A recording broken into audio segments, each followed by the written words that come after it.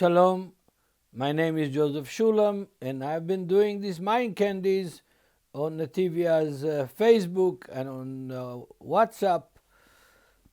And today I have a very special mind candy of some stories that involve women,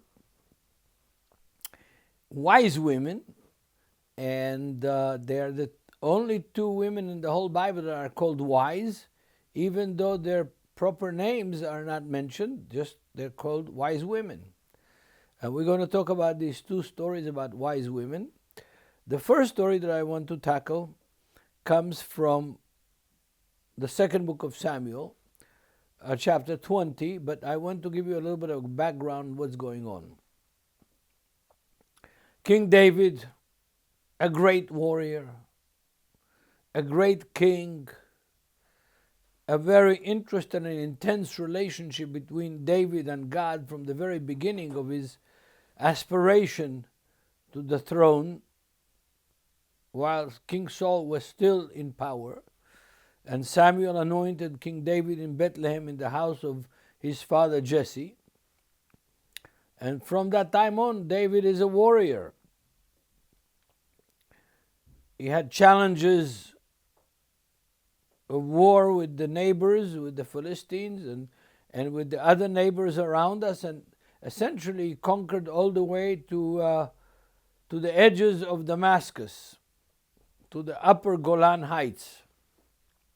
And he married, one of his wives was the daughter of the king of Geshur, the king of the Golan. But as he got old,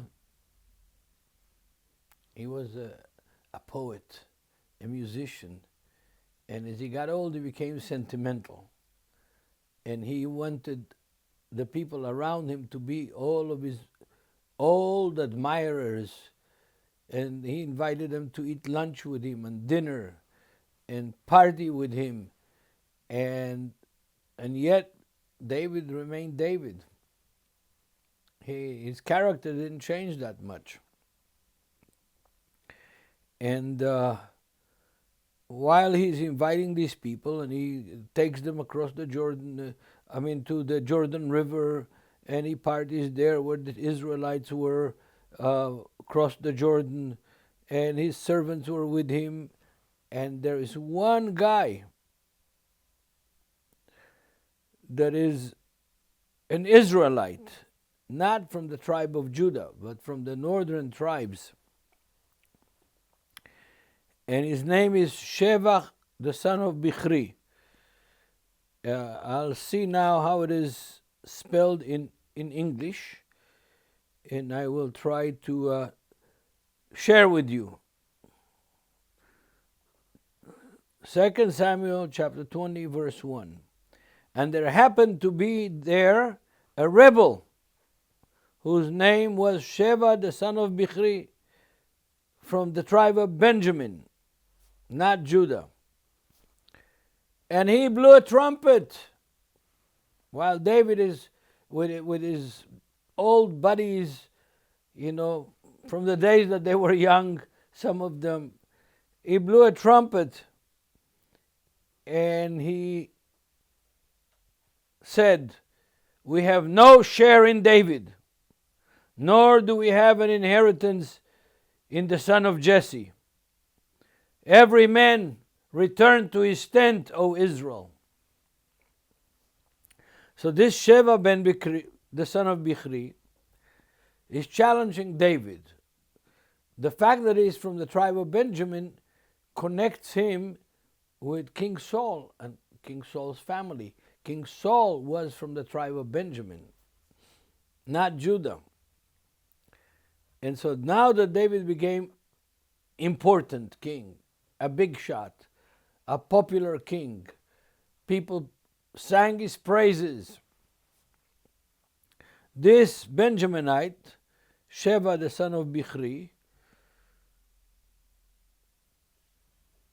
blows a trumpet in the party of King David celebration with King David's old friends,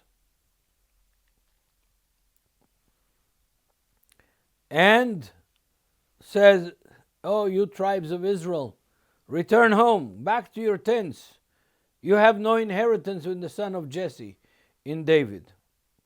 Of course, one thing about David, even though he became an old man, he did neglect dealing with his enemies. Even though his enemies were also old men at that time. David returns to his house in Jerusalem, and he took 10 women, his concubines, whom he had left to keep the house, and put them in seclusion, and supported them, but did not go into them. Didn't have sex with them. He abandoned them. So they were shut up in the day of their death, living in widowhood. In other words, they were treated by David as dead, as non-existent, and they were living widows, even though they were David's concubines. And he assembled the men of Judah, and he presented them, the men of Judah, and the king said to Amasa, "Assemble the men of Judah for me within 3 days, and present here yourself." So Amasa went and assembled the men of Judah, but he delayed longer than the set which David had appointed him. In other words, David said 3 days. Amasa, it took him longer to do it. So David said to Abishai, "Now Sheva, the son of Bichri, will do us more harm than Absalom." Absalom, of course, was the one who was killed by Joab, the chief of staff of David. And take the Lord's servant, pursue him, chase after Sheva ben Bichri, who blew the trumpet and told Israel, "Separate from David, separate from the house of David, return to your tents." So Joab gets some of the tribes, non-Israelite tribes, the Cretites and the Peltites, all the mighty men, and went out after Sheva ben Bichri, went out of Jerusalem to pursue Sheva ben Bichri, and Sheva ben Bichri runs all the way to the north, at the foothills of Mount Hermon, to a place that is today called Metula. But originally it was not called Metula, it was called Beit Ma'acha. And it's a long way from Jerusalem. If I get in my car in Jerusalem now and drive to Beit Ma'acha, it would take me at least 4 hours by car on the highway to get there. So you can imagine that Joab and the men that he took, the soldiers that he took with him, would have taken him more than a couple of weeks to get there, to chase after this one man, Sheva ben Bichri, who rebelled against David. Now this shows us something about David's character that is unusual. And that's one of the reasons I chose to teach this mind candy. David got old. He was a warrior. He was a poet. He was a musician. He was an artist in his soul. But he was also a person that didn't like those that turned against him, those that rebelled against him, those that betrayed him. He didn't like them. And so he sends now his chief of staff Joab all the way to the other side of the country, way up north, to chase this one guy that rebelled against him, Sheva, the son of Bichri. And he pursues him all the way to Abel Beit Ma'acha, to the northern border between Israel and Lebanon today, at the foothills of the Hermon. And this Sheva, the son of Bichri, apparently he had some roots there in Abel ben Ma'acha, some friends, and that supported Sheva ben Bichri, stood with him against the house of David.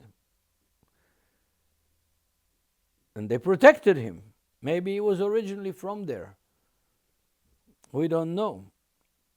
But Joab sets a siege over the whole town of Abel Beit Ma'acha, and they close up the town hermetically. Nobody can get out and get in. And they are about to batter the wall of the city of Abel Beit Ma'acha and destroy the city and the people in it. Then, verse 16 of chapter 20 of 2 Samuel. Then a wise woman cried out from the city. She's standing on the wall. Here, here, please say to Joab, come nearby that I may speak with you. When he had come near to her, the woman said, are you Joab? And he answered, I am. And she said to him, hear the words that your maidservant, the words of your maidservant. And he answered, I am listening. So she spoke, saying, they used to talk in former times, saying, they shall surely seek guidance at Abel, in this town, Abel Beit Ma'acha.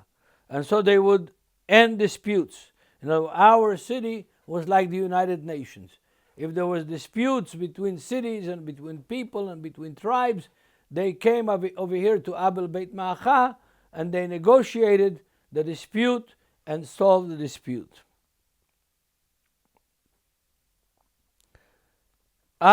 Verse 19 of chapter 20. I am among the peaceable and faithful in Israel. You seek to destroy a city and a mother in Israel. Why would you swallow up the inheritance of the Lord? In other words, she calls their city, their tribe, their tribal land, the inheritance of the Lord, which it was.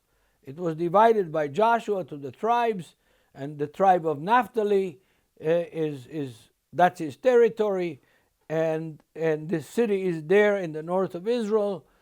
And Joab wants to break the walls of the city, destroy the city, to get this one guy, Sheva, the son of Bichri, that turned against David, rebelled against David. Verse 21, that is not so, but a man from the mountain of Ephraim, Sheva, the son of Bichri. In other words, as I said in the beginning, he was an Ephraimite. Sheva, the son of Bichri, has raised his hand against the king, against David. Deliver him only, and I will depart from the city. That's what Joab tells the woman. Give me, I came for Sheva ben Bichri. I didn't come to destroy your city. If you present Sheva ben Bichri, give him to me, then I will not destroy the city. So the woman said to Joab, watch this. His head will be thrown to you over the wall.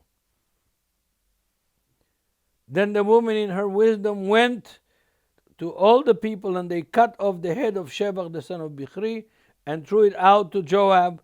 And he blew the trumpet, and they withdrew from the city, every man to his tent. So Joab returned to the king at Jerusalem.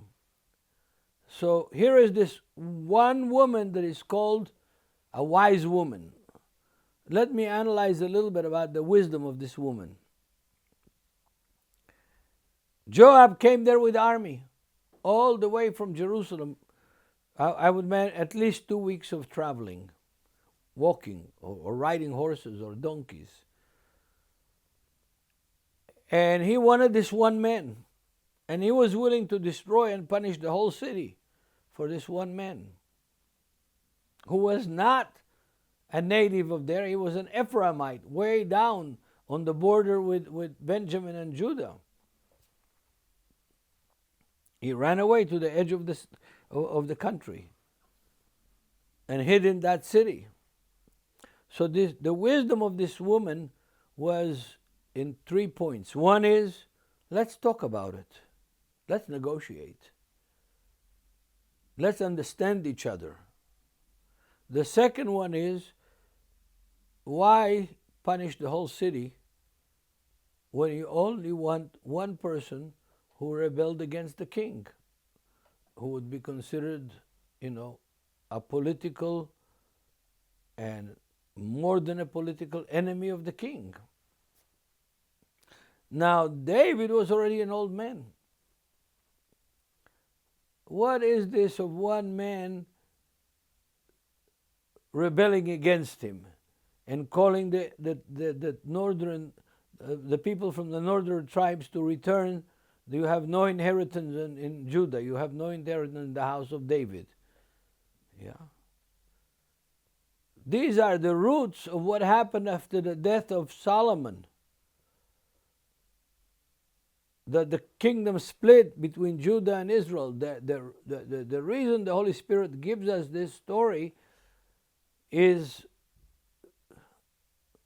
because it shows the roots, the seeds that developed later and split the kingdom between Judah and Benjamin on one side and the 10 northern tribes on the other side, in enmity and at war with Judah, and Judah at war with them.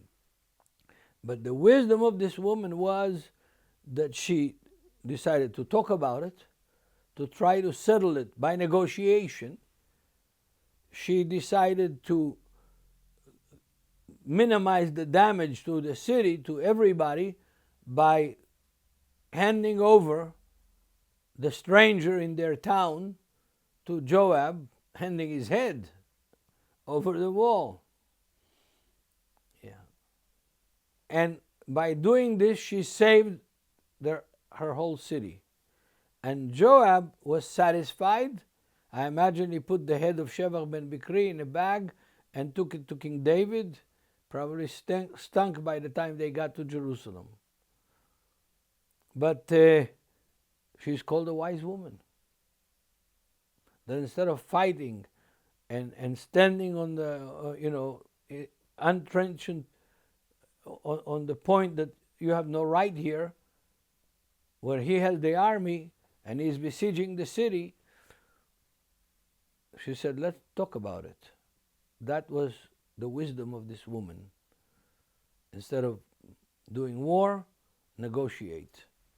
But there's another woman that's called, also connected to King David, much earlier, and also called a wise woman. And that woman is also not, we don't know her name. She was the woman from Tekoa. The woman from Tekoa. So there's only 2 women called wise in the whole scriptures. They're both connected to the stories of David. One is from the north of Israel, and the other one is very close to Jerusalem, Tekoa, the city where the prophet Amos was born, within the territory of Judea. And the story of this second wise woman is from 2 Samuel also, but from chapter 14. Let's look at this second nameless woman from 2 Samuel chapter 14. Not chapter 20, chapter 14, and we'll go to verse 1. Again, involving Joab, the one who killed Absalom, and Abner ben Ner, all according to the instruction which he didn't pay attention to by King David.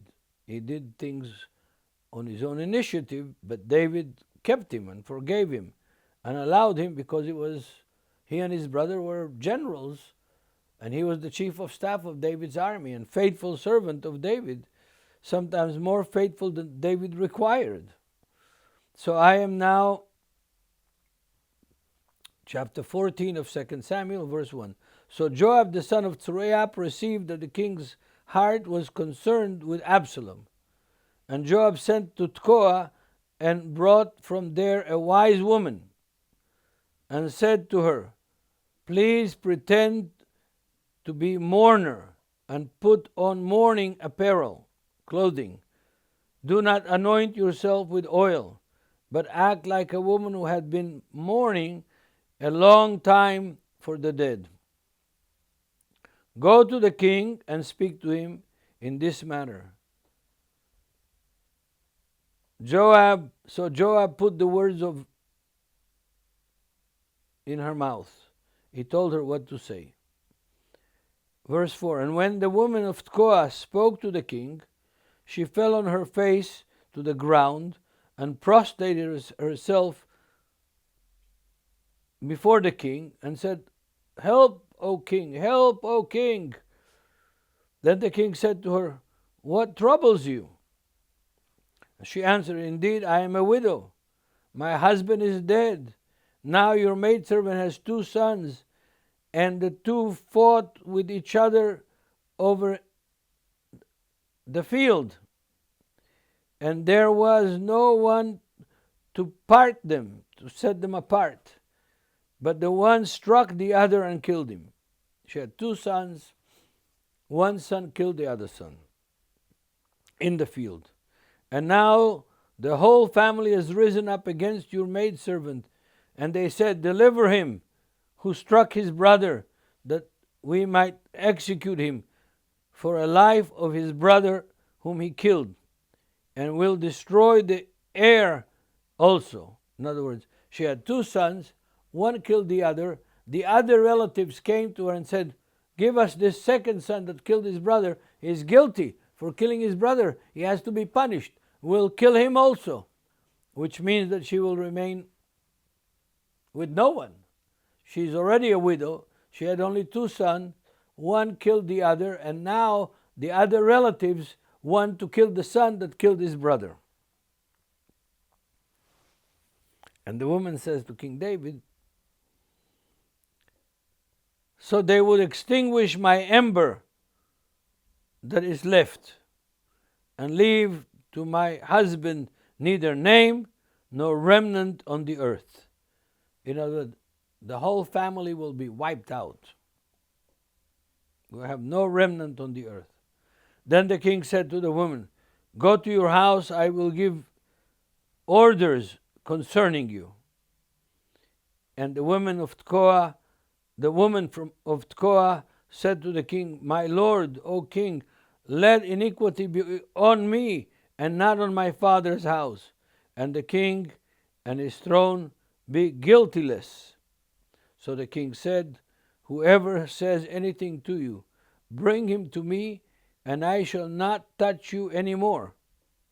Then she said, please let the king remember the Lord your God, and do not permit the avenger of blood to destroy any more, lest they destroy my son.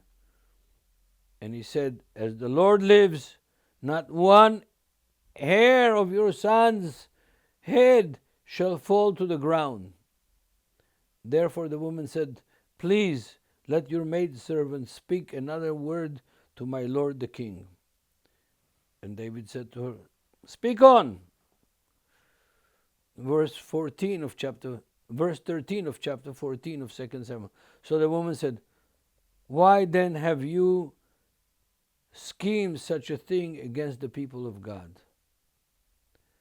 For the king speaks this thing as one who is guilty, in that the king does not bring his banished one home again.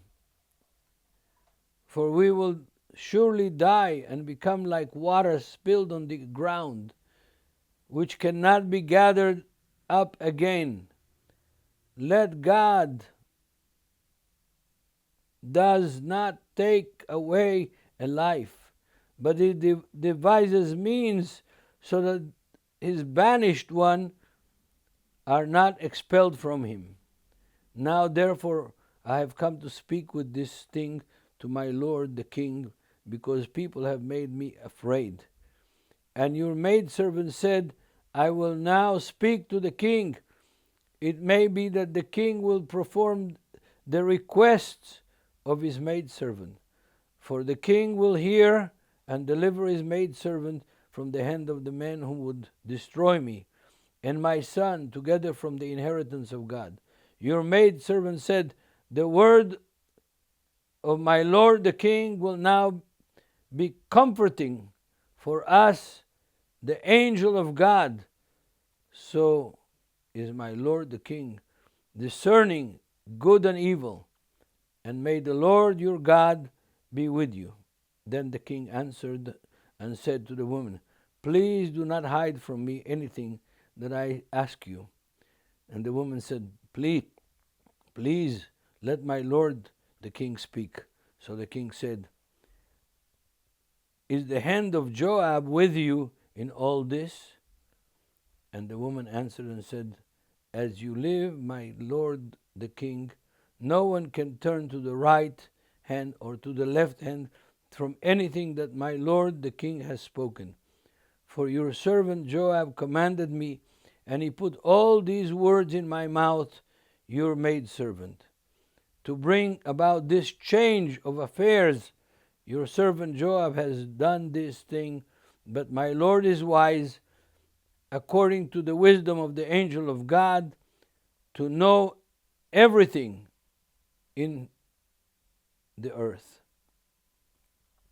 And the king said to Joab, all right, I have granted this thing. Go therefore, bring back the young man Absalom. Now what do we see here? We see a very intricate scheme. Joab, the whole story of the woman wasn't true. It was like the parable of the prophet Nathan of the poor man's lamb about Bathsheba.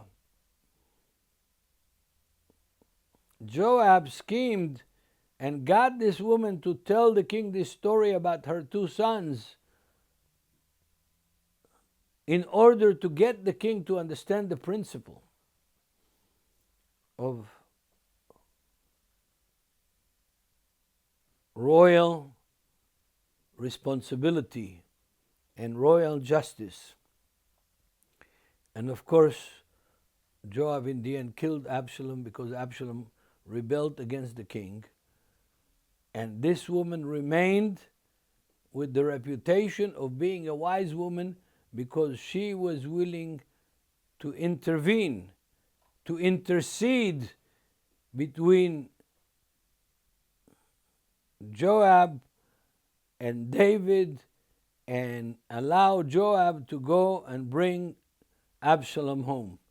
But of course, Absalom was killed. He died. He got caught by his hair on the oak tree, and Joab killed him, thinking that he's doing something good for King David, intending good and doing evil. So we need to learn about wise women. These two wise women have similarity with each other. They could speak, they could negotiate, they could be very convincing, but one was a wise woman that did good for her city, and the other one was a wise woman that intended good, but no good came out of it. Still called a wise woman because she knew how to negotiate and try to bring peace between David and his son Absalom with the guidance of Joab. I think that there is a lot of lessons to be learned from this mind candy. But these are stories that most my Christian brothers don't know, and I suggest that you read them. 2 Samuel chapter 20 and 2 Samuel chapter 14, and see the context of this, and pray for the Holy Spirit to quicken the wisdom of these women and impart it to you and to our brothers and sisters around the world. In the name of Yeshua, God bless you all. Amen.